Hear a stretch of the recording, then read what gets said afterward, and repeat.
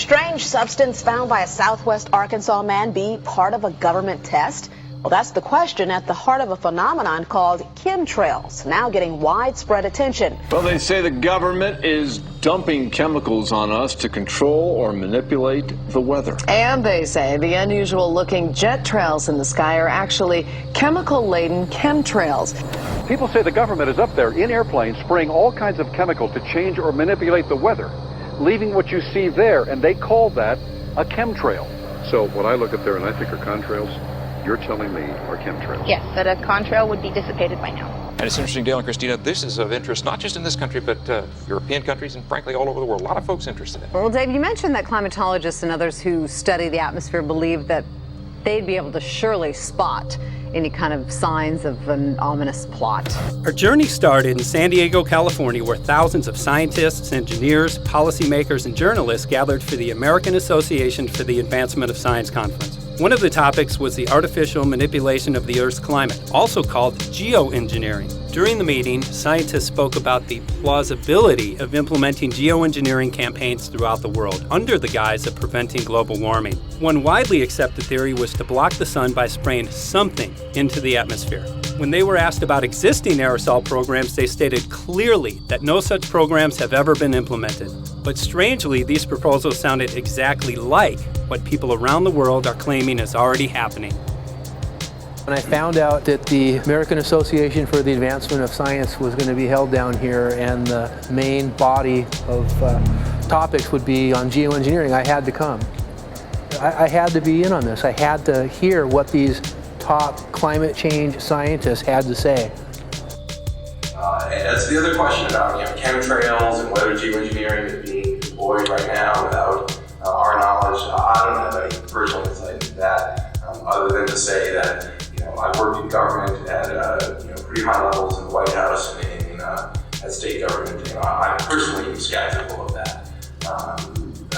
But obviously, you never know what you don't know. Chemtrails. On the internet, they are cited as proof of the government creating clouds to combat global warming. They claim the American government, with the secret approval of the national government, is covertly using jet aircraft to spray population centres with aluminium, with barium and with strontium so as to reduce people's immunity and reduce the global population.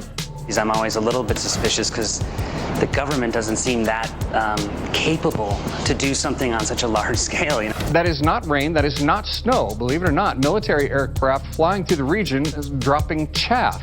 Small bits of aluminum, sometimes it's made of plastic or even italicized paper products, but it's used as an anti-radar issue, and obviously they're up there practicing. Now, they won't confirm that, but I was in the Marine Corps for many years, and I'll tell you right now, that's what it is. And what happens here, military jets, some come out of Key West Air Force Base, and they move off into the atmosphere, and they drop mylar strips. Some could be a little wider, some are small glass fibers that are coated in aluminum. And what the Air Force does is they take their military jets and they dump these out of the aircraft, they fall into the atmosphere, and some take as much to a day to fall down. This is inevitably military or something going on. The government, the Air Force, you see this kind of a pattern like this, you can rest assured there's something going on. They're actually little bitty magnetic and little bitty strips of, whether it's aluminum. It's a nuisance to you and I to determine what's real and what's not, but it looks like it is a life-saving operation there from the military. The apparent motive behind this conspiracy theory is one world government. Order, I cannot hear. Mr. Speaker, I want to assure the House that both my ministry and my colleague, the Minister of Health, who have received correspondence on this issue, that this conspiracy theory does not have an iota of truth, and that the trails observed from aircraft simply come from jet engines. Question number 9. Order. And I think what an appalling example it is of the new Foreign Affairs spokesperson for the Labour Party that she's spreading conspiracy theories about the United States government. I think the House has heard sufficient. It is called geoengineering, fighting global warming by putting a chemical dust in the atmosphere and reflecting harmful radiation back into space. We take geoengineering to mean deliberate, large-scale intervention in the Earth system.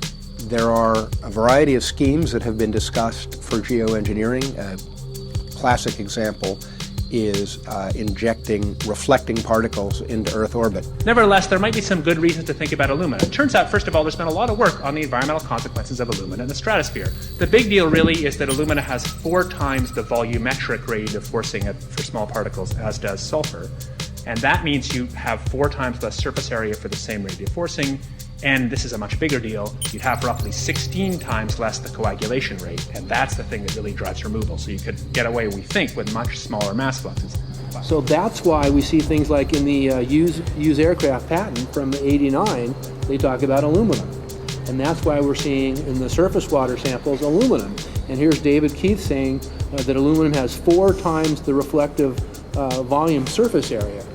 So they'd like us to think that we're talking about sulfur, but here they slipped up and let it out that aluminum is 4 times better to achieving their ends, and it sounds like it's going to be one they don't want us to know the effects of. The little picture is from a nanofabrication study, which shows you can make very high quality, and do this in just a jet in a very simple way, make high quality alumina particles just by spraying aluminum vapor out, which oxidizes. So it's certainly in principle possible to do that. There's a big literature that's already looked at that. And you could do that by either building new versions of these aircraft or even re-engineering existing aircraft. So there's some ideas of that. So you go to an engineering firm and you want this done. They don't say this is hard or unusual. They say, okay, yes, we could do it. Aerosol geoengineering looks like it is so cheap that the cost is basically not going to be an issue. That means that implementation decisions will be risk-to-risk decisions. The risk of doing it against the risk of not doing it. And it makes the problem of how we govern it fundamentally harder and different and novel. So I've told you that it's cheap to deliver materials to the stratosphere, and I'm convinced that's true. I don't think that will change. But I think the more we do research, the less easy this will look, the more complicated the environmental effects will look. And that's a good thing, because right now it looks too easy. So I think that if we do more research, we're likely to find out that it's harder and more complicated than we thought, and that the side effects are harder to manage. And that's a healthy outcome that will make it easier to do the management. Of course, the opposite reaction is possible. It's an empirical question, how people will actually react to knowledge about this. Another reaction is to say, if these crazy scientists are so concerned about putting CO2 in the atmosphere, they want to think about these things, then that might actually mean we should be more serious about the risks of CO2 in the atmosphere. And by the way, it's not really a moral hazard, it's more like free riding on our grandkids. And by the way, it's not really a moral hazard, it's more like free riding on our grandkids.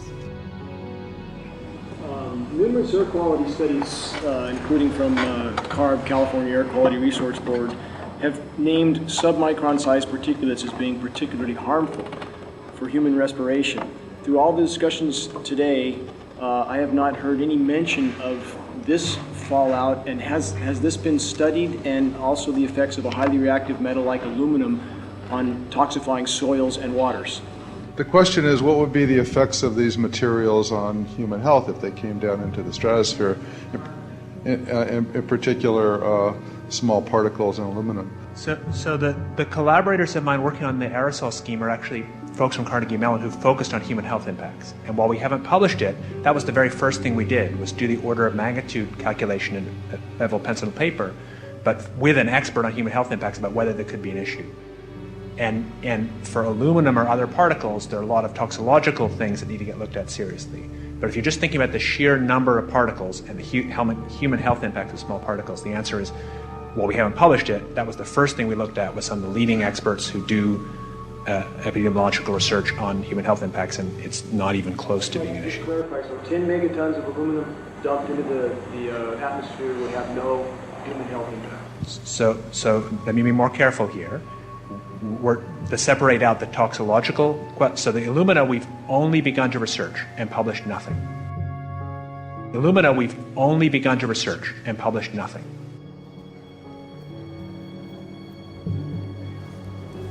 Dane looked at him and he said, so you're telling me that spraying 10 to 20 megatons of aluminum, as you said, would have no human health effects? He took a deep breath and he swallowed and he said, let me be more careful here. We haven't done anything serious on alumina, and so there could be something terrible that we'll find tomorrow. We haven't looked at it.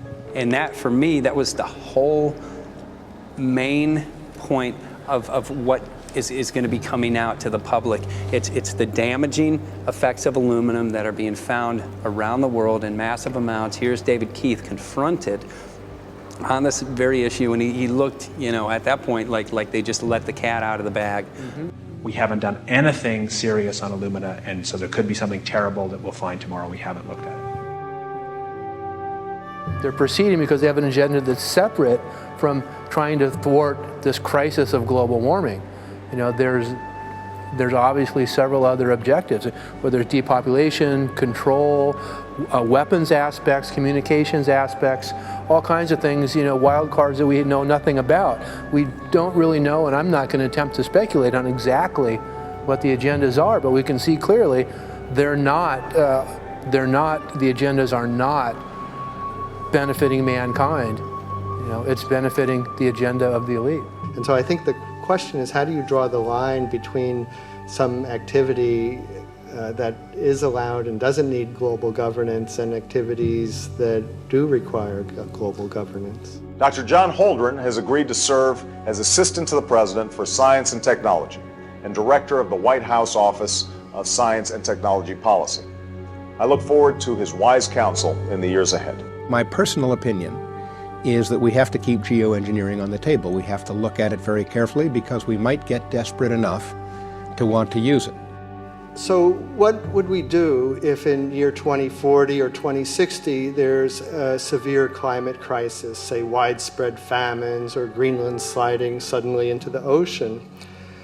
That the only plausible way in which we could start the Earth cooling this century is to directly intervene in the climate system, say by putting particles in the stratosphere. We do stuff in the stratosphere all the time, of course, and so it's not as though the stratosphere is absolutely pristine.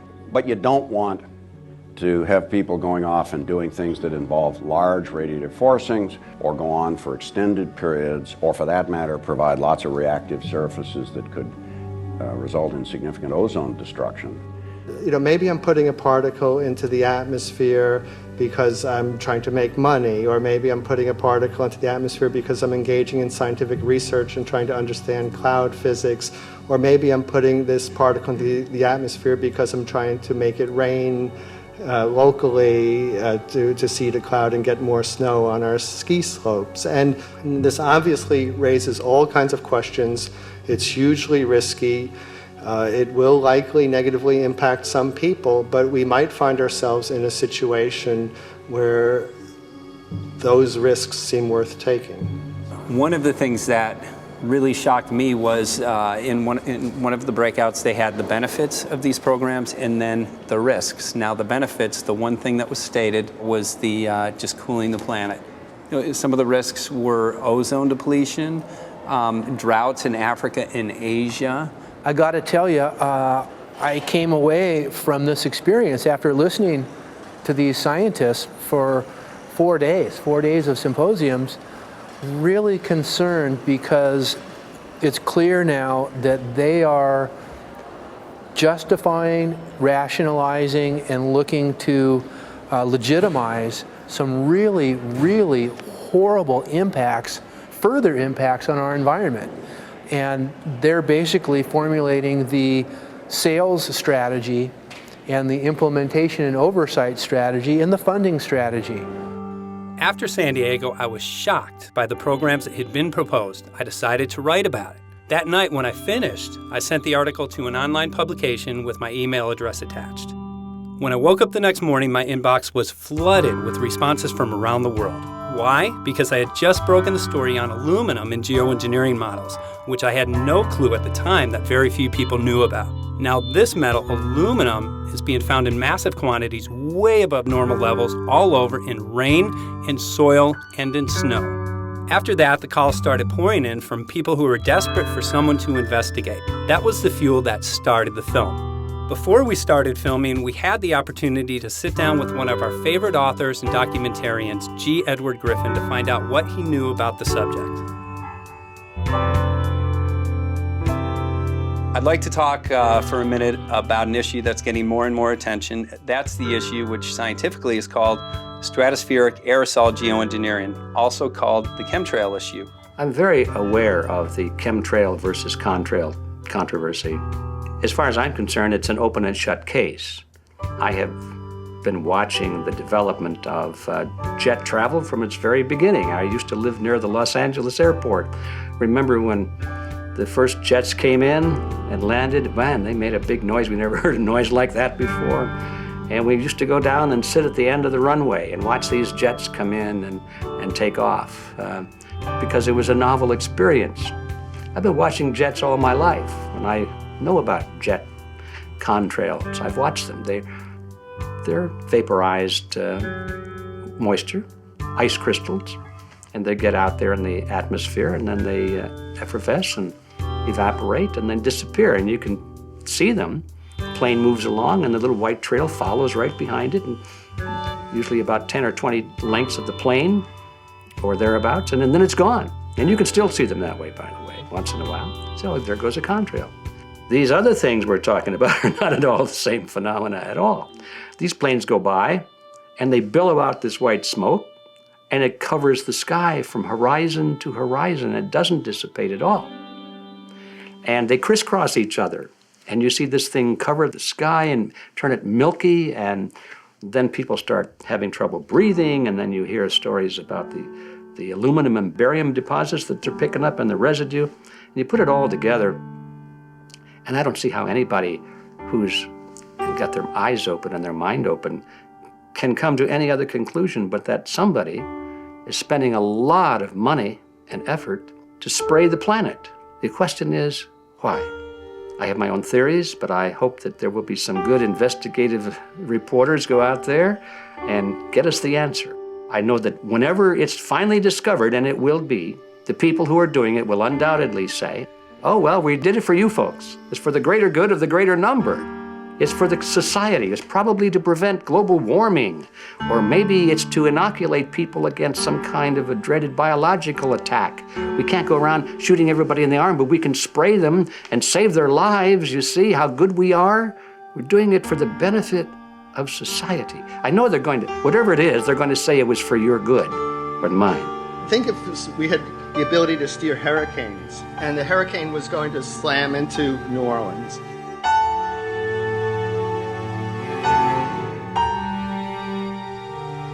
And let's say you could steer it so it would hit Mississippi instead, where for 100, that means I would be willing to more or less kill 18 Mississippians to save 1,800 New Orleanians. And if you do that knowingly, are you murdering those 100 people? And there's all kinds of equity issues there. Now, also, we might be wrong about our steering, and if we didn't do the research right, maybe our steering would intensify Katrina and even kill more people in New Orleans. And so this question of how do you develop the confidence to know that your intervention will reduce overall damage, and then how do you deal with the understanding that you might be damaging some people who wouldn't have been damaged before while saving people overall? The spraying appears to be mostly in NATO countries. I've seen it here in the United States, I've seen it in England, I've seen it in Scotland, I've seen it in Canada, and I've had reports from people who live in France. There's a grouping, there's a political grouping here of some sort. It's international in scope. It's not just an American phenomenon, it's international. And anybody that wants to investigate that, I think, has to take that fact into consideration. They're going to find a political grouping and a political motive here. But in my humble opinion, it's not in your good or mine at all. I don't know what it is, but we'll soon find out.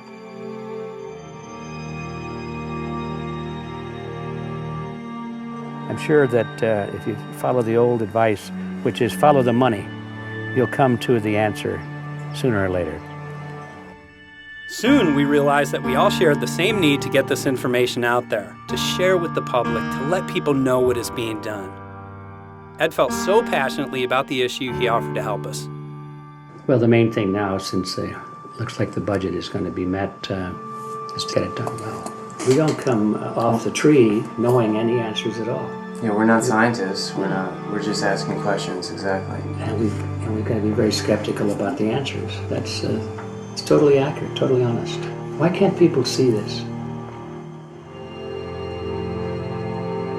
They're not hearing it. They don't know that the facts are not being presented to them. We're very lucky, you know that? Look at this opportunity that's been dumped on us. I know. Opportunity. It's, well, this is going to... Yes. This is going to be a battle, I know that. Challenge and a battle, but I mean, why are we here if it's not for that? We're going to go to a short break with DJ Foxy. Can't go to get hold of Morrow, so it's going to be you for the moment. I'll call him again. So. Sounds good. I saw the sky crisscross with chemtrails, and I can't remember if it was in LA or if I was on the road, but I had looked up one day and I thought, look at that. That's not the flight path, man.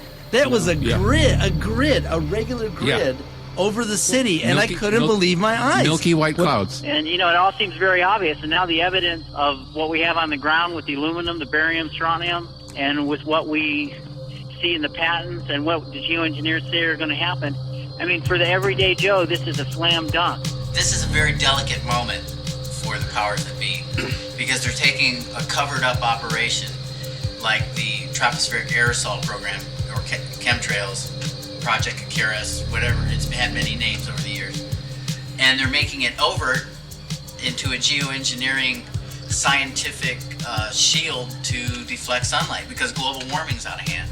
So at this very moment, the belly of the beast is right above us with no armor.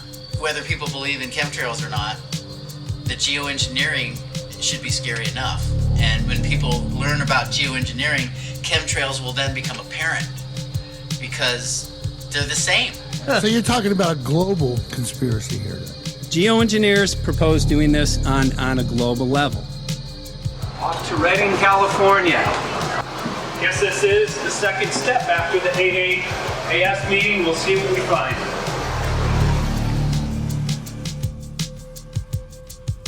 Right here in Northern California at Dana Wigington's house, he owns over 2,000 acres overlooking Lake Shasta. He told me about some of the challenges that they're having up here. Let's go and talk to Dane. We'll see, what's going on his property. We'll see what he's going through and also what action he's taking based on the test results that he has.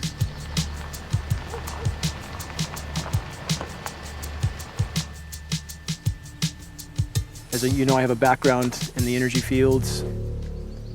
I worked on the first solar plants in the continental U.S. in the early 80s. My home was on the cover of the world's largest renewable energy magazine, so this is my background. My goal has been to alert the public there is a mountain of toxic material falling on us, period.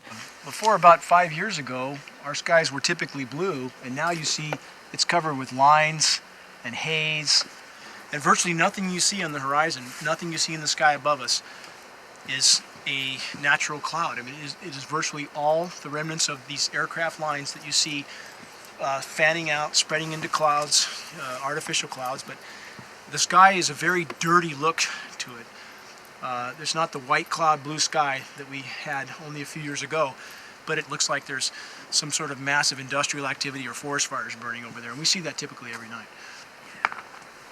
You see even down to ground level, the clarity drops off significantly, and we don't see that except for the days when we have these long, lingering trails that spread and cover the whole sky. And on certain days, you can see these trails actually dropping vertically like a veil. We assume the particulates are descending, and we have the tests to prove that we are being inundated with levels of aluminum and particulates that are literally tens of thousands of times what would already be considered high. So we're not talking about exposure to a slight percentage higher of these toxic materials. We're talking about quantities, for example, off the side of Mount Shasta. If you can pan back, that's a landmark in Northern California, considered to be a pristine water source. Aluminum or snow sample off the side of Mount Shasta tested 61,000 parts per billion. This is just ordinary snow water, and people are drinking this stuff when they're hiking on the mountain.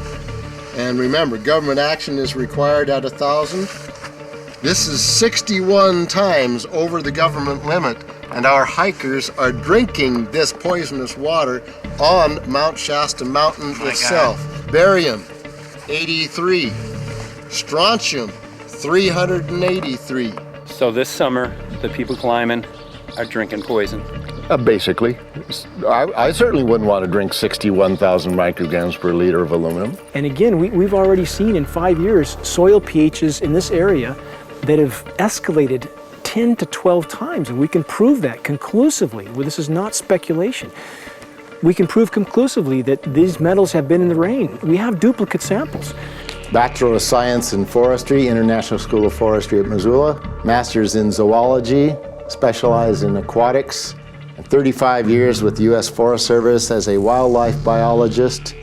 And before that, several years with the USDA Soil Conservation Service as a soil conservationist. Also have run the botany programs, range and grazing programs. And I continue that today. Right now I do a lot of master gardener consultation work. When I started this garden back in about 2005 or so, the pH here was 5.5, 5.6. This is the old soil survey of the county. You can look at the page right here. This is my soil right here. It's a Dietz 125, 126 here at my house. And here, the soil reaction pH should be between 4.5 and 6.0. And over there in the pure mud, it's even a little darker. It's 6.8 right there. And what can this do to plant life and ecosystems? Well, you haul one of these things out and you start looking at the little things that are crawling around the soil. A lot of times they aren't there anymore. The little soil arthropods that you can barely see on a microscope, you can actually see movement with this. Little tiny macroscopic, look like little moving pieces of dust. Those start to go away. They're not gone entirely, but they start to go away. This is black oak acorns. You know, this is pieces of cedar wood. You know, come on, folks. This should be very acid, and I'm getting 10 times higher than expected. There's something really wrong here. But you can see all those reports, lots of them. Have over 20 reports here. Well, at least 20. I'd say it'd be closer to 30. All revealing dangerous amounts of aluminum and barium. You know, the science is there that something funny is happening, and the naysayers say, well, so what? Isn't neutral good? Well, no, neutral's not good. Neutral is not good. If your soil is supposed to be 5.6, it should stay 5.6 if you want the forest to be healthy. And if you want to grow a good garden, you have to keep your pH around 6.0, 6.5. I think that we just need to wake up and just look at what's happening, because we can't just ignore it, because it's going to get worse and worse if we just keep ignoring it and pushing it away like, oh, that's nothing. There was mason jars, and they were brand new, sterilized, and that's what we catch the rain in. And then there was a HEPA filter that we tested the air with. Okay, so you caught rain and then you basically filtered air. What did you find? Aluminum and barium. Here's another test that's revealing 375,000 parts per million aluminum, barium at 3,090, and strontium at 345. Yeah, that's from a lined pond. With EPDM fish-safe pond liner. There is no chemicals, manufacturing materials at all in that pond liner that's available to the aquatic life. It's designed for that purpose. The well that feeds this pond has been tested and retested. ND, no detectable aluminum, 0. The only other place this pond can receive water is rainfall. We are located on a filtered, forested hilltop, miles and miles and miles away from any industry, highway, and so forth. After several heavy spray days, there was a film that we received formed on the surface of the water, and we tested that crust, and it was aluminum and barium. That after a year and a half's accumulation had 375,000 parts per billion of aluminum in it. It's literally toxic. We can say conclusively that what we see in the sky matches expressly what's outlined in numerous patents, and the materials on the ground match those patents. This material was not there 5 years ago. It is a recent phenomena in the quantities it's in. It has escalated in some cases 50,000% in 5 years in the case of aluminum. From our original baseline reading of 7 parts per billion, which was already high, it has escalated up to 50,000% in 5 years. And we've seen profound changes in that time. Dr. Leonard Time, PhD in chemistry, I cross-checked with him And he says the oxides of aluminum, barium, and strontium will drive your pH into the coastal, from an acid soil like this up into the neutral. There's no question about it. And that's exactly what you see happening. Wow. I have a doctorate in inorganic chemistry from Oregon State University, in which I was working with different metals and oxidation states, and then did a postdoctorate work at Brandeis, where I was working stabilizing off oxidation states of different metals. The goal is to sort of figure out how everything fits in the dynamic equilibrium of life. I was working with Francis up in Mount Shasta, and he showed me some rainwater analyses that had to do with levels of aluminum, strontium, and barium in the atmosphere. So I feel the major toxin in these chemtrails is the aluminum. And from the levels we were looking in at Mount Shasta, this is totally, totally unacceptable. When you get to metals and biological systems, you're no longer talking about the bulk aluminum that people think about when they're drinking from soda pop cans and that. So once it gets to the aluminum oxide stage, it just forms a plaque within your arteries and shuts down life. When you take elements that normally aren't out in the environment and you start putting them in the environment, it raises some serious red flags. Aluminum is a very specific nasty in biological systems. It takes that site and it never lets go, and it shuts down the site, and that's it. And so as you accumulate aluminum over time, it causes major neurological damage because it ends up as aluminum oxide that's essentially stuck in place and can't be flushed out by normal systems. At the core of everyone's condition, there's always some level of toxins. And aluminum is known to have cancer-causing effects. The half-life is decades. I think that we should be working on taking more of these toxins out of our environment instead of adding more toxins in. It's very concerning that if we add more toxins to our environment, that will be increasing the rates and risks of cancers. Even one patient is not worth it. So sad that they would consider putting aluminum in our environment to affect something when they could be causing so much more damage. Wherever the material is coming from, it is there. The amount of metal falling on us cannot be disputed. Absolutely, this is not speculation. The amount of metal in the last 4 years, as I said, have increased to a degree of thousands of times, and California Air Quality Resources Board has studied the aerosols from China. These metals are not amongst them. Mike, the reason I've chosen to focus so primarily on this issue is I feel all other issues are secondary. What could be a greater priority than not being able to walk out your door and take in a breath of air without sucking up heavy metals? If our land base is being poisoned, if our waters are being toxified, what will we have left to work with? Whatever we choose to focus our time and energy on, whatever our political beliefs, that this is a common ground for all of us. We must have air that we can breathe that's not full of toxic chemicals and metals. We must have water that's not completely laden with whatever is being emitted from these aircraft.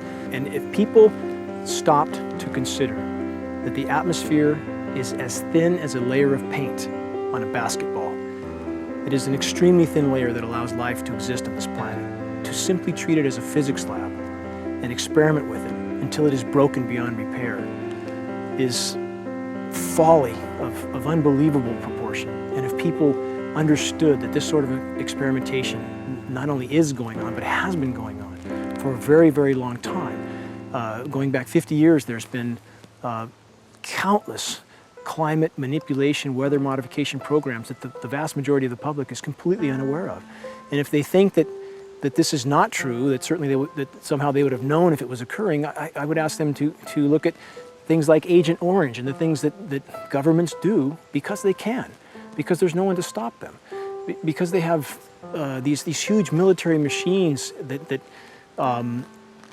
want to control everything. And in fact, the government's own document, perhaps you may have seen, it's available to any online, is called Owning the Weather, an expressed goal of our government, and not just our government. He told the Associated Press that the American government has created weather tampering techniques so that the New World Order will be able to starve millions of Americans and control the rest.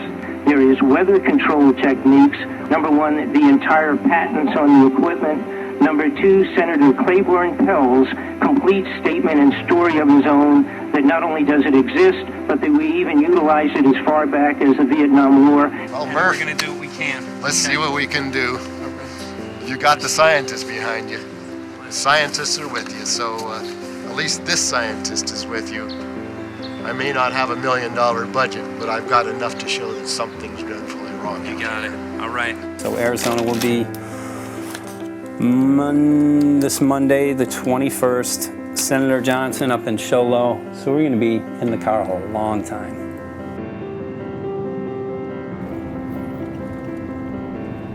Well, it is such a pleasure. This is such an excellent place back here, I'm Yeah, telling this you, is Michael. But you know This is what? great. We love it. It's so private and it's so quiet and peaceful. And please come in. My name is Karen Johnson. I served in the Arizona State Legislature for 12 years. I was in the House for 8 of those years and in the Senate for 4 of those years. When you see a plane fly overhead, there's a trail that leaves the end of that plane, and it goes from one horizon all the way to the other as the plane flies across, and it begins to filter out and cover more and more of the sky in kind of ripples. It widens out and fills the whole sky. I mean, how could anybody think that that was the case? And then to live and to be underneath that and know that whatever is in that is falling down upon you and upon your animals and upon the earth. And I mean, it's frightening to me.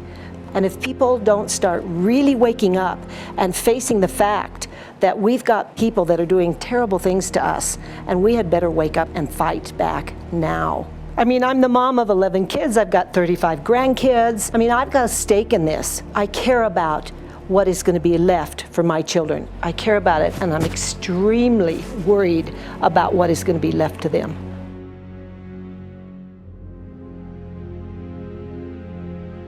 Aluminum is toxic, and we know that it's accumulative. And we know that we're getting more. So we're absorbing it in the air, we're drinking it in our water, so we are accumulating more. So the thought of more aluminum being dispersed in our environment in the way that you mentioned is very frightening to us and very disturbing to us. Those of us who have done any research on this are really quite concerned that we are ill-informed about this issue, and mostly that it's being done. Aluminum is toxic. We know that it is. We can debate as to the amount of toxicity that is going to be disturbing the body, but as far as really accepting the fact that it's accumulative, it's synergistic, then we have to conclude that it's not a good idea to put it in our atmosphere, especially when we know we're getting increased amounts, and especially since we know that the scientific communities around the world are pointing a finger at the heavy metal toxicities, at the toxicities that we're absorbing in the day-to-day food that we eat and the air that we breathe. The concern is off the charts about why is this happening? Why is this being allowed to be sprayed continually all over the United States, all over the world? Who is paying for this? I mean, the incidence of Alzheimer's has just skyrocketed, which evidently has to do with an accumulation of aluminum in the brain cells. I mean, I think almost every family has been touched by a member as they get older having Alzheimer's. And it's a horrible disease. And to say that, well, this just came because people drank soda pop out of aluminum cans, you know, when my father passed away with Alzheimer's and he didn't ever drink soda pop, you know, that explanation doesn't ring true with me. And so I'm wondering, how much did this chemtrail spraying back in the Illinois area affect him? Aluminum and fine metal is an accelerant. Our friend who's a firefighter up in Pine, Arizona for 20 or 30 years says that the wildfires now that they're fighting are way beyond anything they've seen before in intensity.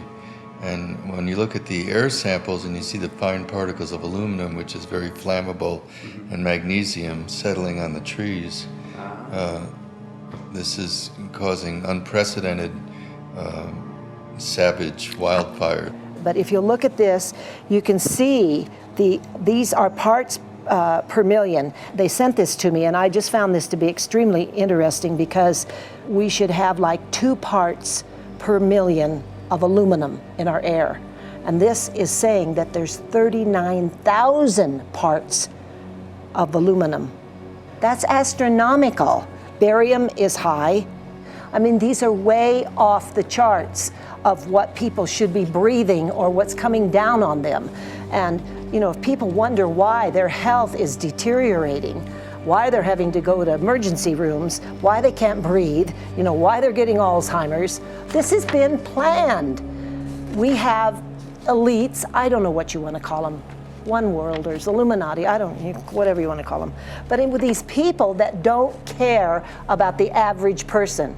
They only care about themselves, their greed, their power, and if they eliminate, you know, 2/3, 3/4 of us from the planet, so much for the better for them, because then they don't have so many people to have to herd around and worry about. So this is a lot what this is about, and this is very, very alarming and scary. I mean, where is this stuff coming from, and why? Why is this kind of stuff being put out there? You know, I've heard different explanations about, oh, we need to cool the planet, all this and that. But if people are up there trying to cool the planet, why do they need all this kind of stuff in it? The explanations just never have really rang very true. And as I'm setting up the equipment, she looked at me, she said, all these trees here are dying. And I said, what? She says, all these trees in here are dying. So I thought, well, I'm going to test for aluminum, because that's one of the key things in the programs that we're talking about, and titanium. And I took some of this bark sample and tested it, and it came back positive with aluminum and titanium. Then I started traveling around California, noticing the same thing. In Lake Tahoe, there was a lot of the same type of bark, all through Sacramento area and Davis. Just about everywhere I went, I was noticing this silver white bark. What I think is happening is these chemicals are getting down and destroying the roots. And then as they come up, they're going out into the bark. Those 2 right there are the ones that are just, it just hurts so bad to see these 2, because look how old and big they are. We probably lost 40 trees right here on our 10 acres. Every week, every other weekend, we'd see another tree that was beginning to die. And I mean, it's just so sad, we'd just cry. And to think that that might have something to do with it, along with their other explanations, would really, really frost me. Every time you lose a tree, you know, it's not good, it's just sad. And there's another one over here in this little group of trees here. Don't you feel better when you stand up and fight than if you crawl down in a little hole and go to sleep? You know, I mean, my gosh, people, your families are out there, children are out there, your grandchildren. I mean, you've got to do something to help.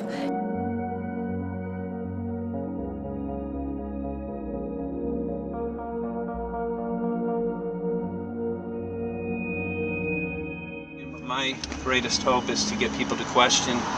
And hey, if they don't wake up while we're there, I'm hoping to plant some seeds. We're going to the most beautiful place on the planet, Hawaii, to see what's going on, collect some data.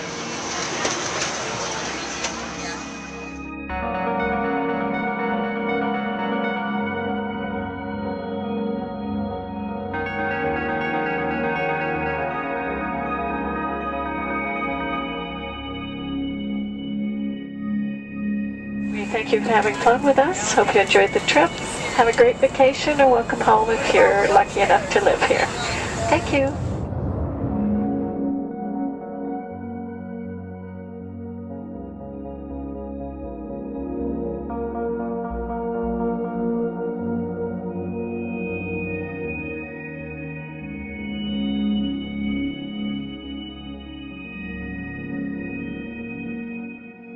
The whole valley's off the grid, so it's either solar, wind, or generators. Look at this, man. Yeah, the mind can't even conceive of a dream of this. Right. Yeah, right. Even coming here, and one would never think, you know, in paradise that it's getting destroyed. And they're doing it island style. They do it off the island, right? They do it off the island, so they don't, you know, you don't see the chemtrail airplane. The theory is that they're spraying the ocean, offshore, and It's coming in on the... and it's coming in. Now these are coming from the west. They're also spraying on both sides today. A lot of this stuff is actually chemtrails coming this direction. There's material that's blocking. We should be able to see to the horizon, you know, where the Earth curves, because we're high enough and we have the ocean, right? So we should be able to see. We should be able to see the Big Island. It's only 30 miles away. And you can see it's not a blue sky behind it. That's the key. It's all, you know, has that kind of weird looking blue, like silver blue, I call it. And this is a nice day. You know, there's no more blue sky. The night, we're gonna look at the stars at night, and it's like, you'll see, you can count them. There's so few stars at night now. There should be hundreds of thousands of stars, and I can count the stars. There's like one here, and one planet here. It's like, you might see, some nights you'll see 100, some nights you'll see 10. This is what concerns me, this kind of stuff right here. It's just soft. Okay. This just comes right off, this bark. That's not natural. For I've seen hundreds of thousands of coconuts, and I've never seen it falling apart like that. Look at this, you guys. I've never seen anything like this. I used to trim trees all the time on the Big Island. I've never seen anything like that. That's why I'm concerned. Not an easy task that you have here on the island. I could see the skepticism because it is so far beyond anybody's reality. It's amazing. It's just amazing to try to look through somebody else's eyes. Like my eyes, I can see this, so it's like night and day. And other people, it's just the illusion is just so deep. What do you think would happen if everybody awakened to what was going on and what the plans were of geoengineers? I think they'd have a revolution in Hawaii. If people really understood what was going on. What's your concern for, I know that you love the land here. What's your concern about the chemtrails? Well, that we won't be able to live here and grow our own food. And that our health is going to be compromised. Do you think it already has been? Yes. And the thing is that they're doing it every day here, every day. So it's hammering, micro doses every day. And then, of course, it's getting in the environment, and of course, it's weakening the plants. And it takes a couple years for this to actually weaken the plant. So we are asking for GMO taro. We're asking for GMO papaya because we can't grow our natural seeds. We can't be sustainable. We can't truly, you know, be here as God created us to be. So my friend convinced me to do a hair analysis on my daughter. So we went ahead and cut close to her scalp and got some really recently grown hair and sent it in. I was just sure that my daughter's hair was going to be so clean with the lifestyle that we live. And lo and behold, it came back and her levels were really high in aluminum. This is the chart here. This is the reference range, and this is where my daughter is. 23.1. Aluminum. The skies are covered with a white mist, and I look up at night anymore and I don't see the deep, dense stars that I used to, and I can't help but think this obviously has something to do with my daughter's health. I don't know where else these heavy metals are coming from. Yeah, I mean, look how old she is. Yeah. She's been isolated here. Here, and she's... Here. Anybody looking at the situation would be like, this is paradise. This child should be like superhuman. Organic farm. And here you are getting all this heavy metal stuff. She has highest level aluminum on the chart. Never had a vaccine either. Folks, these people are playing God. They are playing God. They're manipulating the weather and they're spraying stuff into the sky. They are trying to geoengineer everything, including your plants and trees and your ocean. Well, tonight, we're just hoping that instead of not looking at it, you'll start looking into it, because I really believe from the bottom of my heart that we are in a real crisis. I really do. They are proposing dumping 10 to 20 million tons of aluminum into the upper atmosphere. What does aluminum do? It changes the pH of soils, which is toxic to plant life. Also, it's very toxic to human health. Are they doing it? Well, let me tell you about my experience and what we found. We have much evidence that not only suggests, but I believe prove that they are happening. Jeff, what's going on? And as I promised, we're joined right now by a very special guest, Michael J. Murphy, currently on location in Hawaii. He's working on a documentary film called What in the World Are They Spraying? Michael, welcome to the program. Great to speak with you today.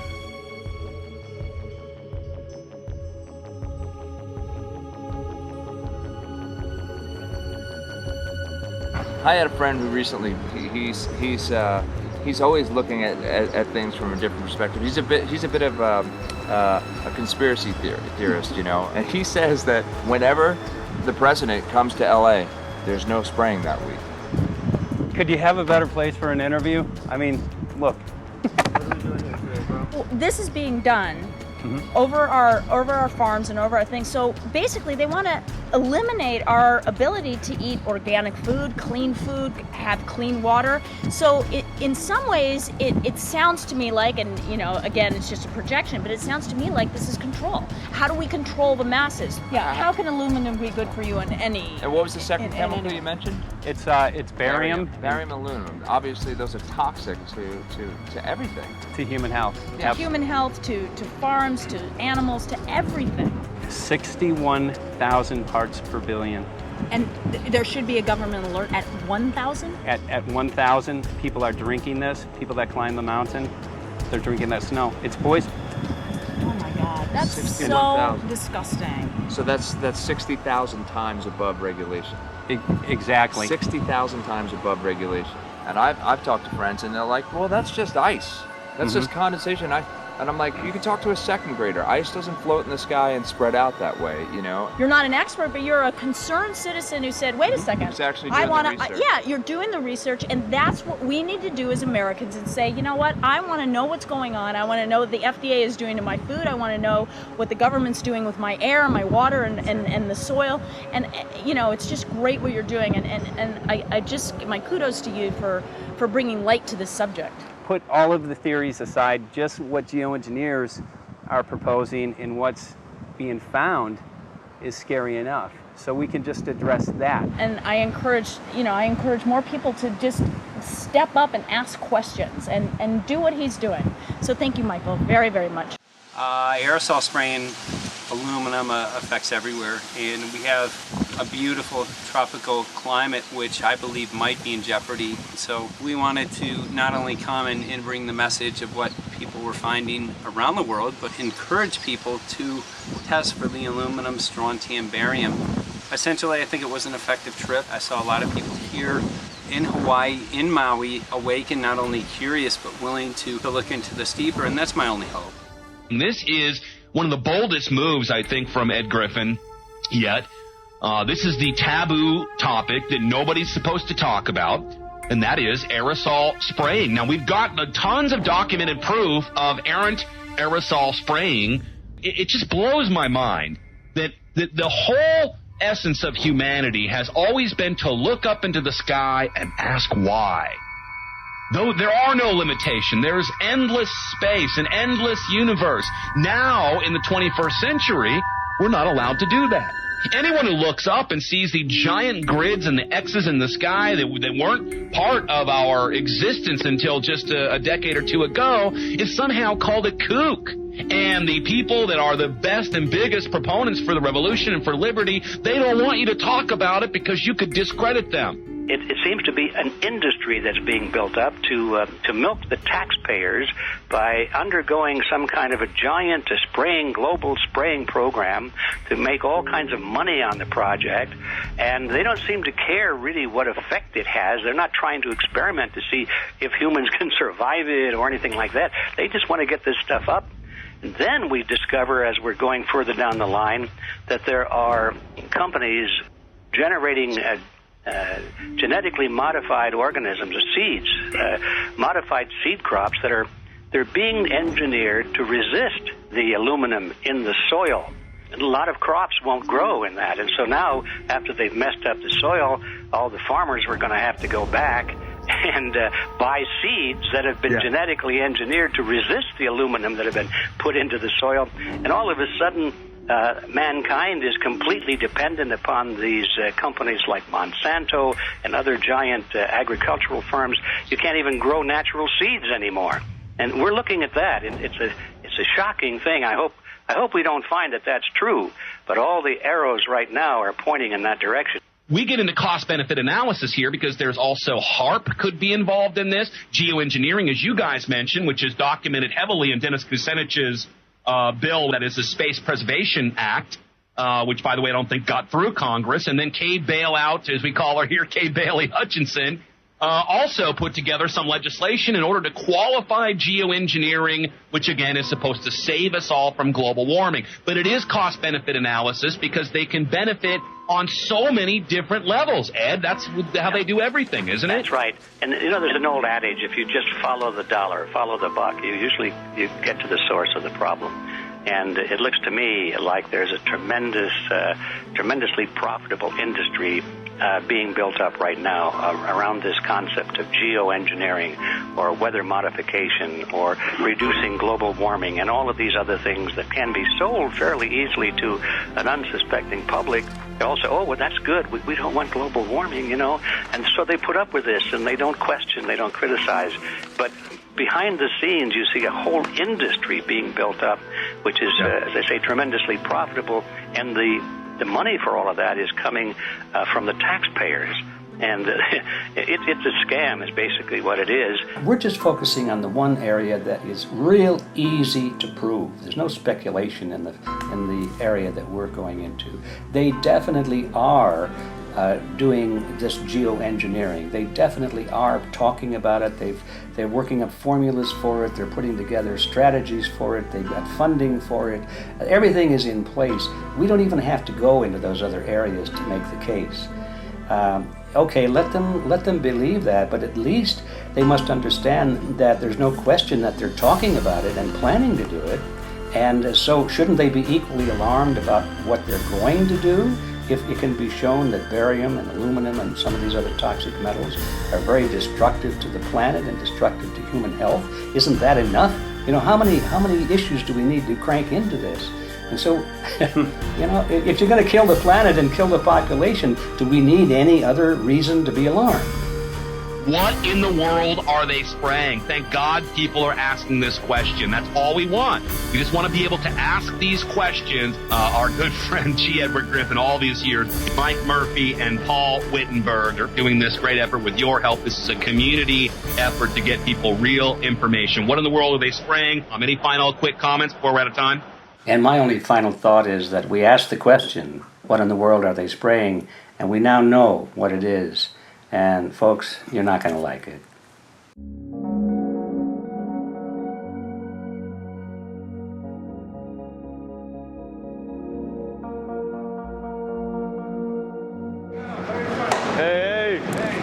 I'm Peter Vreke. I'm from Belgium. I'm 54 years old. I can't believe it myself. I'm a very happy and grateful person.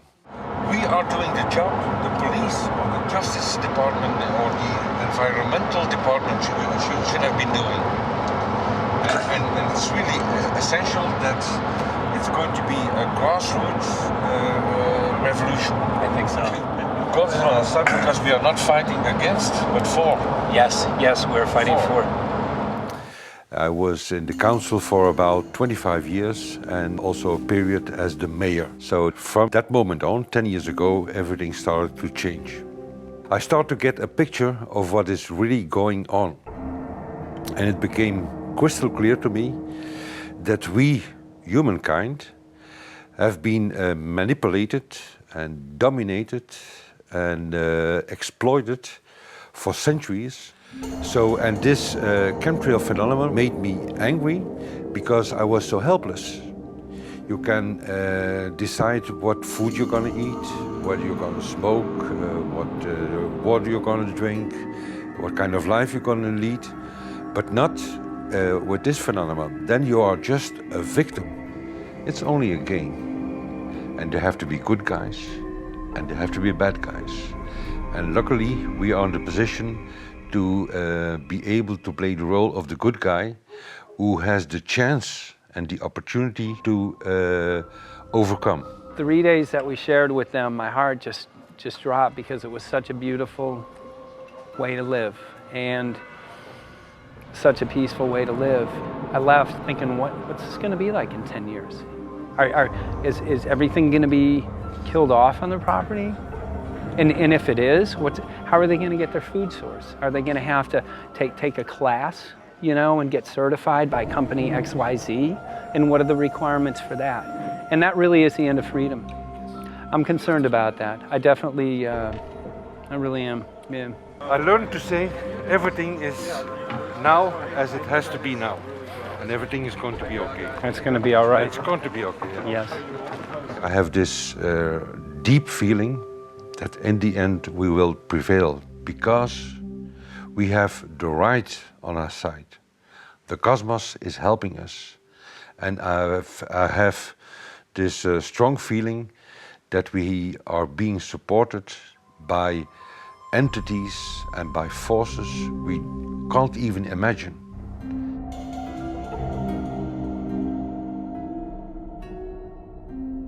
Here for the first time we have this scientific proof that we are being spread. We are being spread, and it's incredible and it's hard to believe, but we are being spread. I think at this moment to stop is not an option.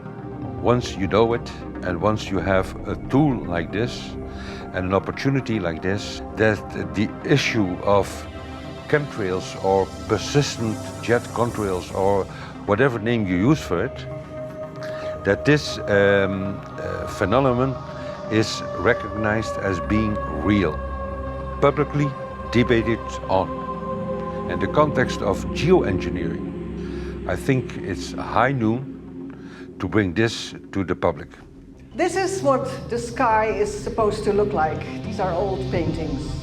We forgot this, I'm afraid. In the years that I have been a medical research journalist, I have looked at many, many things, and I found the same three issues in whatever I'm looking at. And that is that we are being dumbed down, we are being made sicker, and we are being made infertile. Citizens gathered from around the world in Belgium for the first International Chemtrail Symposium. The event attracted leading professionals, politicians, and activists who discussed the health, environmental, and social implications of these programs. Today it's only going to be about facts, documents, figures, patents, licenses, everything that brings us to the truth. We have no other weapon against this vast complex than exposing and bringing their dark works in the light of the truth. We have the hope that by our efforts, more and more people will become aware of the fact that we are deceived by our leaders. So today, we, as a family, join forces with the people who publicly made known to the world that chemtrails are not a conspiracy theory, but a conspiracy fact. From the Technische Universiteit Delft in the Netherlands. Ladies and gentlemen, please welcome Koen Vermeeren.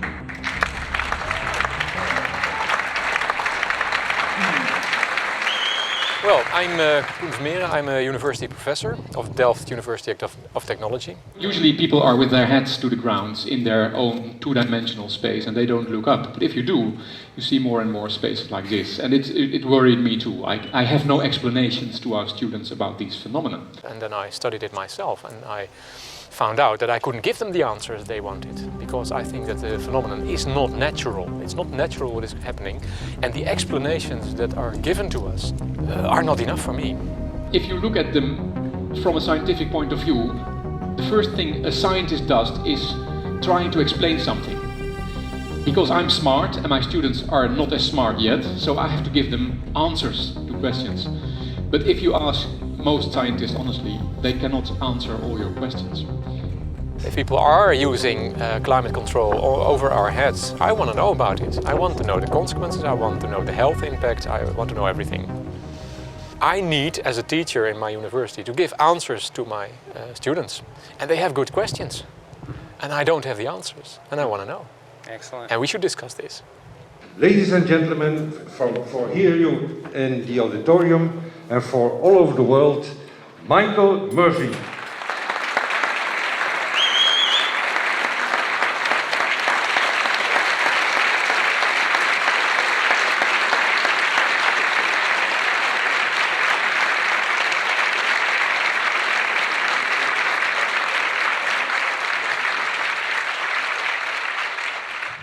Well, thank you very much. It's definitely an honor to be here in Belgium. The people who are in power control everything. They control the markets, they control us. Now they're even controlling the weather. And they can use that for warfare applications. The one thing that they cannot control is what God had originally made, and that's natural organic seeds. This is called the Hegelian dialect. It's called problem, reaction, solution. The problem here is massive amounts of aluminum, things starting to die. The solution is company X that says, hey man, you're not getting yields on your crop. Everything's dying. But I got the solution, I got a seed that will grow in this environment. The only problem is now you have to start buying from me. We're a little concerned that maybe part of this agenda could be to kill off anything that's natural and organic and re-engineer it with aluminum-resistant GMO seeds. Many may know we just got back from a week of filming in Hawaii, and it was an incredible trip. A big concern for the people there is they're beginning to see softening of the coconut trees. But their concern is that these programs may again be part of a broader agenda to destroy anything that's natural and organic, so that the corporate redesigned GMO foods might be the only source of food for people. I didn't anticipate so many people, young and old, who are interested in this phenomenon and are concerned about it. And I especially liked the address that the young girl gave today. Only 17 and already making an address to the audience. That is, well, incredible.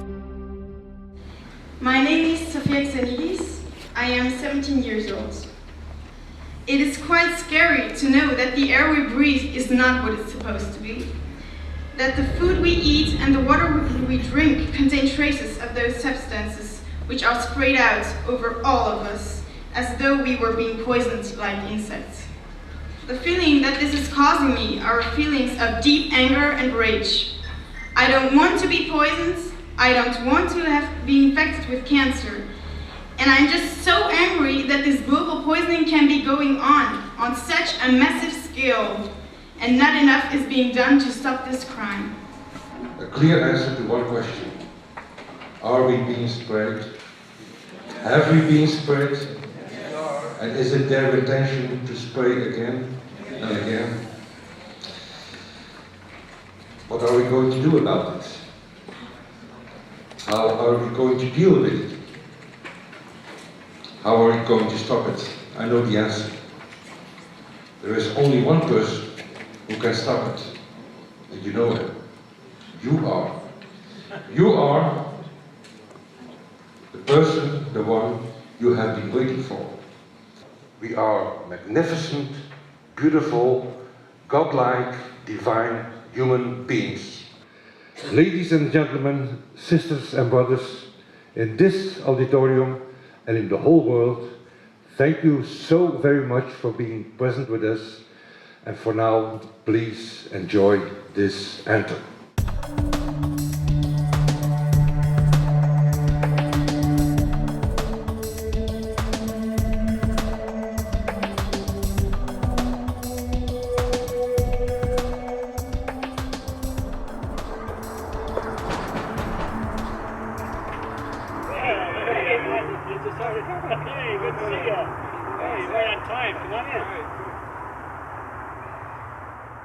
So anyway, I'm glad that the weather's been good for you fellas so far.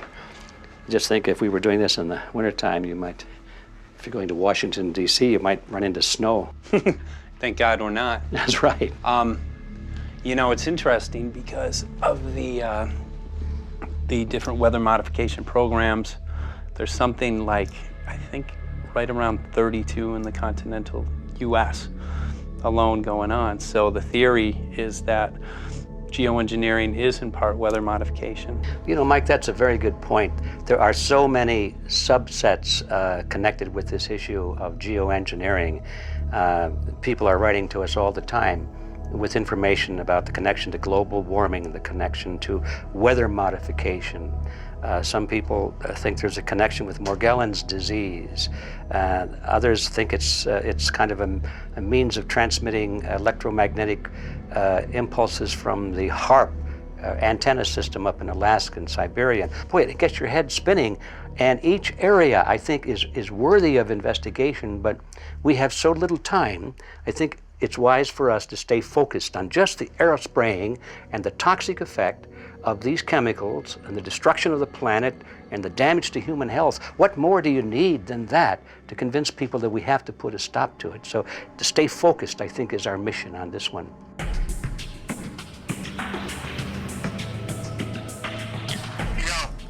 Jeremy, we had an idea. We know that you know the political system real well.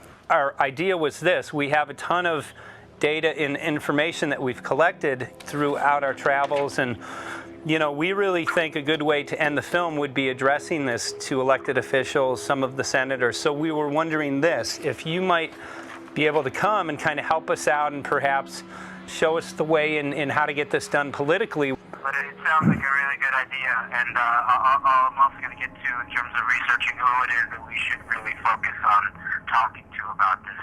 At the very least, if we could make it impossible for them to claim that they don't know at this point, we can strip away their plausible deniability that they haven't heard of the data that points to geoengineering stratospheric aerosol operation already going on.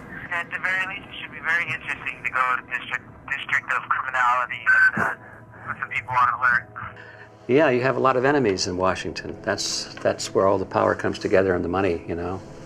So there are people there, I'm sure, that just don't want us to do this job. But I'm glad you're going, and you'll find out.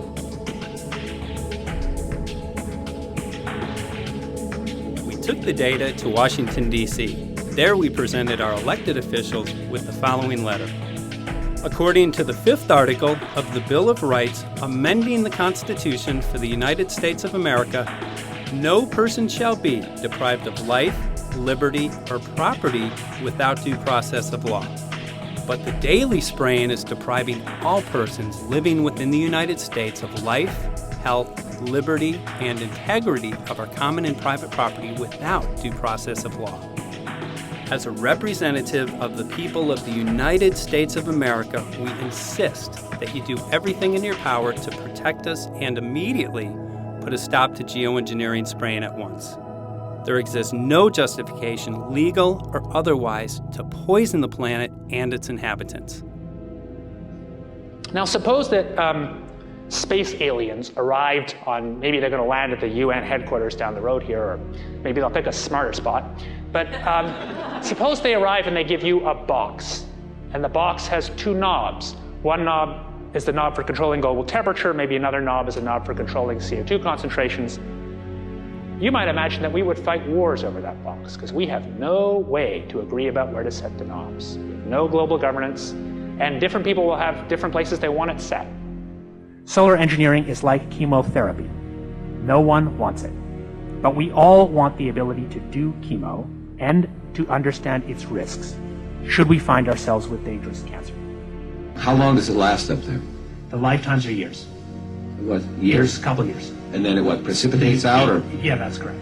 no toxic side effects that we know of? The thing we always wonder about is the unknown unknown. Yeah. So if you're thinking about, say, the acidification, it's clear that's not a problem. There's several studies that showed that. Right. But of course, the concern here is with so little research, there may be some unknown that comes out of left field that bites us. My name's Mike Murphy. I'm a filmmaker in from Los Angeles. We're covering an issue called geoengineering. Okay, thanks guys. Senator, a question about the issue of geoengineering. I'm afraid I don't know what you're talking about. And wondering if you were supportive of geoengineers' proposals of spraying 10 to 20 million tons of aluminum into the atmosphere. I should really get a briefing paper on it before I give an opinion. Oh, not a problem. Are you aware of the issue? Not completely. At all? Okay. Do you have a letter from constituents, and people have concerns? Yeah, We're making a documentary about the I don't know, you guys have credentials to be here? Yes. Yes, we do. We pass through security as well. Endowed by our creator. I think so. Please don't touch that. Please don't touch my property. You're lying. No, why? What did we lie? What did we lie about, sir? No, we're not. What are we lying about? Lying about what? That was a little unusual, huh? I haven't heard that. Okay. You're not aware of it? And it appears that these programs have already been deployed. You know, I haven't looked at that proposal, and so, why don't you let me review it? I can do that. Are you aware of? Actually, I'm going to go. Yeah. Let me go ahead and get that. I will take a look at this, and I will act accordingly. General, this program, this openly covert program of the aerosol spraying, stratospheric aerosol spraying, geoengineering, using tons of aluminum, spraying it up in the sky. I have no idea what you're talking about. Okay. Commonly called chemtrail, sir. When you were the head of NEMA, did you see the aerosol trails? Mike Murphy, filmmaker in Los Angeles. Hi, sir. And we're covering an issue called geoengineering, and wanted to know if you're supportive of geoengineers' proposals.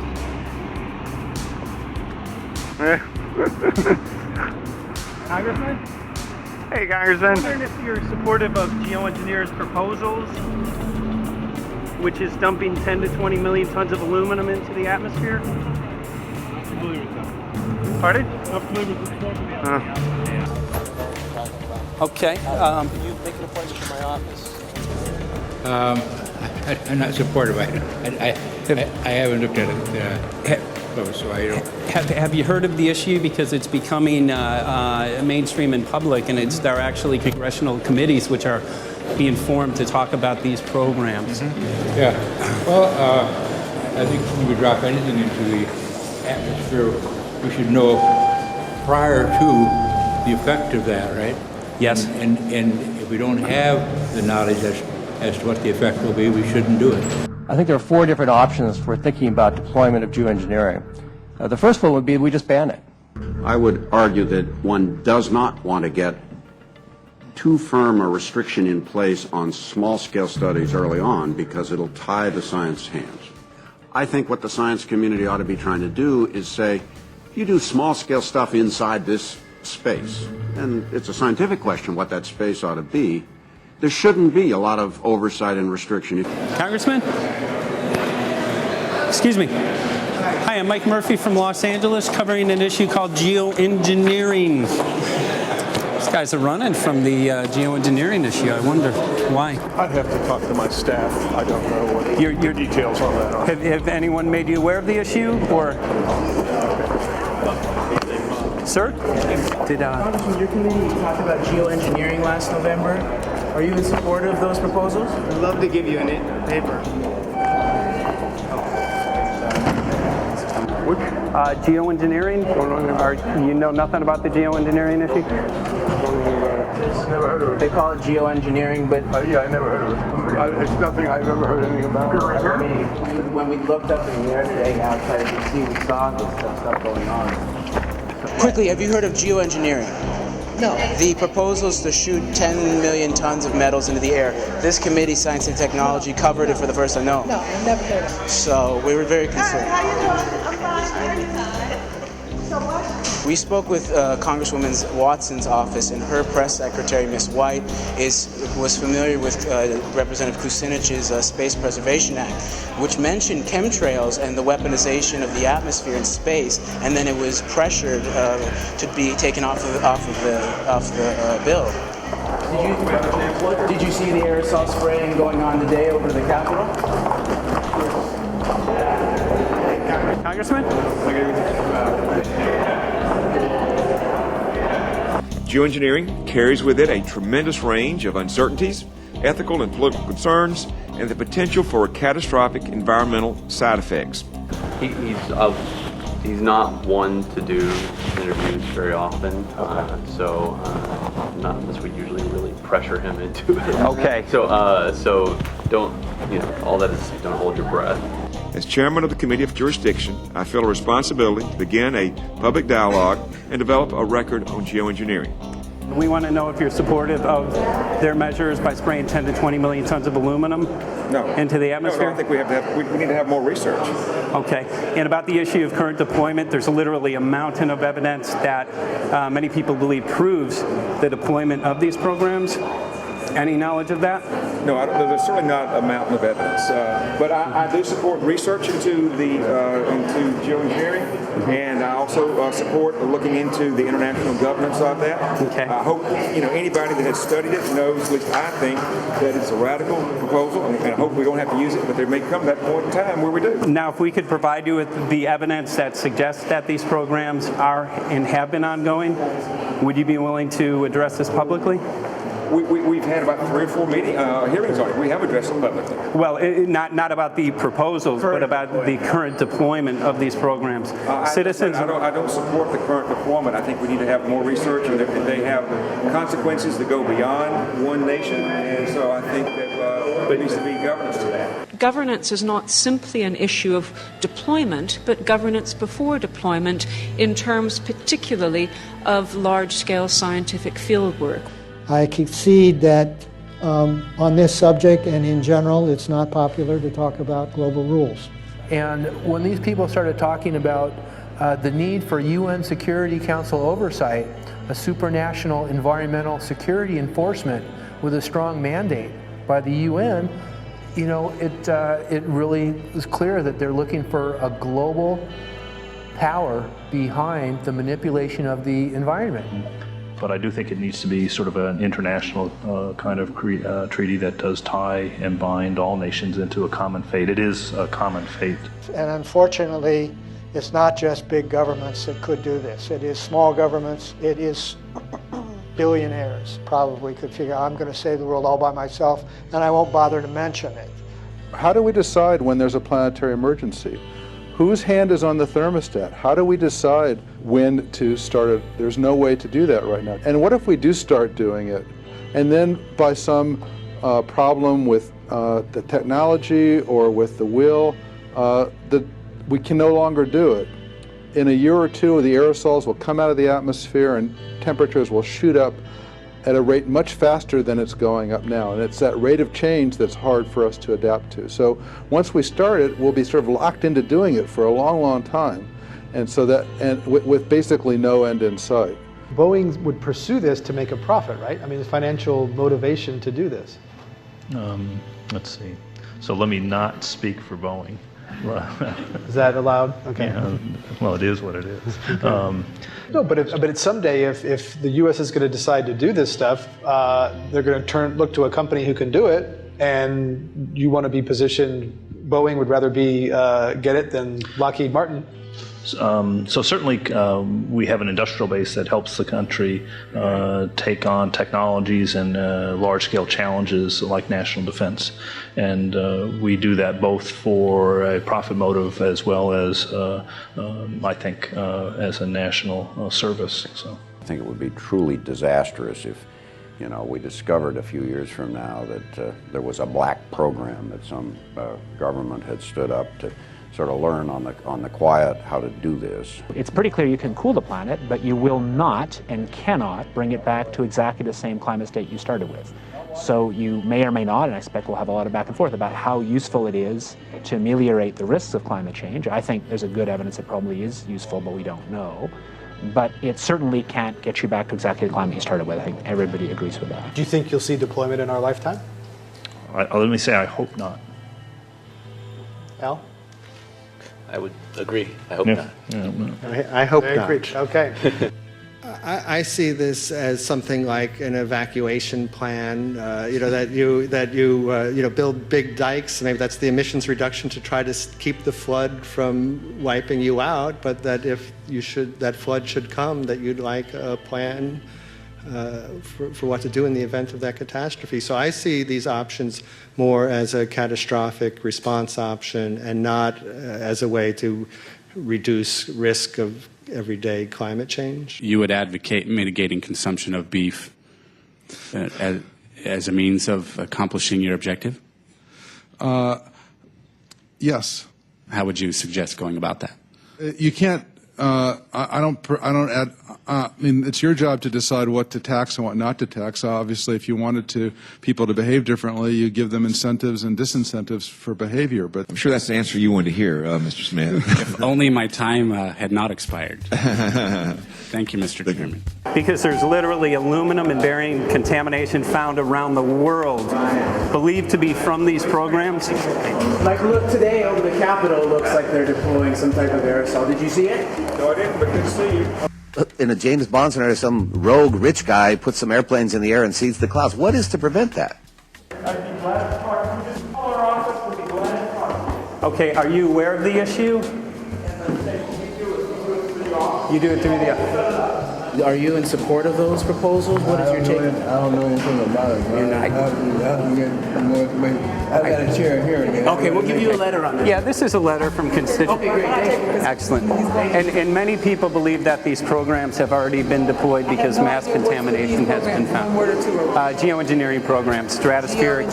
Got it. Yeah. Spraying from airplanes. Okay. So what is happening? People from around the world are finding contamination. Let me take care of this and I'll talk to you when I come back. I'll be back. He's here. Thank you very much. We see that even though we might make the average temperature of the planet about right, the rainfall patterns change some from today. And some places become warmer and some places become cooler. So there are going to be winners and losers in this geoengineering activity if we were to do it.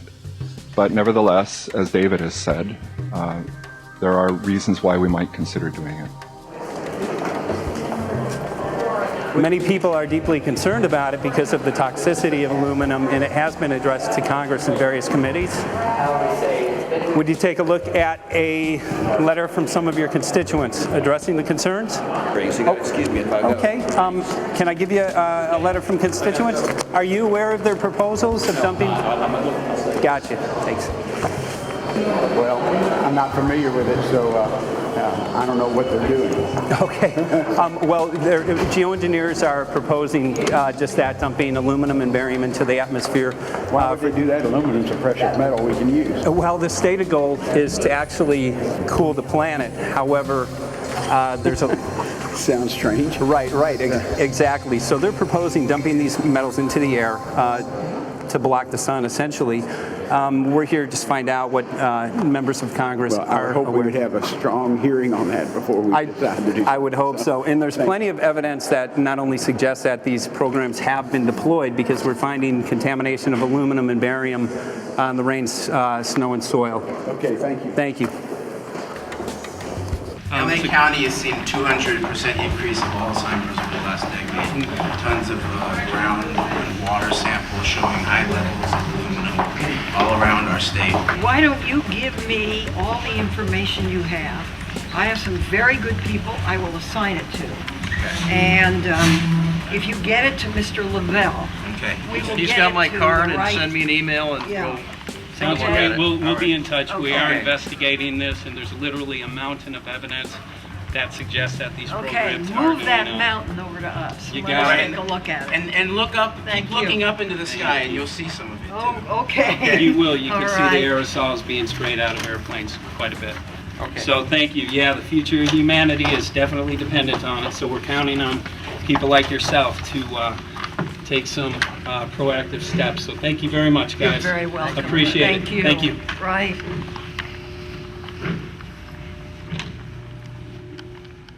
A lot of Congress was running down the hallways to avoid answering any questions, looking for doors in the hallways.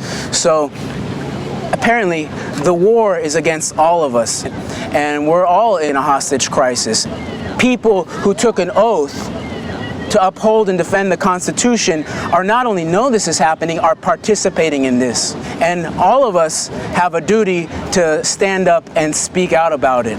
Why is the water being contaminated? Why is the soil being contaminated? Why are aluminum-related diseases going up? And it's affecting all of us, and thus we all have the duty to stand up and speak out and get educated and stop this. For our own sake, for our children's sake, it is a crucial moment in history right now. The human beings, we need to decide whether to live on our knees while being sprayed and poisoned every day, while being under a continual threat, or whether we are going to stand up and live as free human beings and seek truth, justice, peace, and freedom for all of God's children.